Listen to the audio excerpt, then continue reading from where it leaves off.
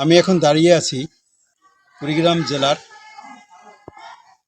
সদর উপজেলার হলখানা ইউনিয়নের চর শারদীপ সরকারি প্রাথমিক বিদ্যালয়ে। এই বিদ্যালয়টি ধল্লা নদীর তীরে অবস্থিত। বিদ্যালয়টির অনেক সমস্যা আছে। যে কোনো সময় এই বিদ্যালয়টি নদীগর্ভে বিলীন হয়ে যেতে পারে। গত 27শে এপ্রিল ঝড়ে এই বিদ্যালয়ের ক্লাস কক্ষটি একটি জাম গাছের ডাল পড়ে টিনগুলি ভেঙে পড়েছে।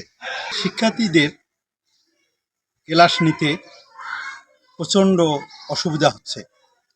তারা ঝড়ের মধ্যে যখন বৃষ্টি আসে তখন ভিজে ক্লাসরুমে ক্লাস করতে হয়।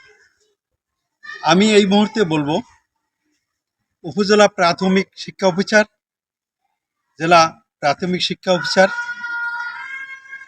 উপজেলা প্রশাসন কর্মকর্তা ও জেলা প্রশাসককে অনুরোধ করব, এর ত্বরিত একটি ব্যবস্থা করে শিক্ষার্থীদের শিক্ষাদানের সুষ্ঠু ব্যবস্থা যাতে হয় এজন্য দৃষ্টি রাখবেন।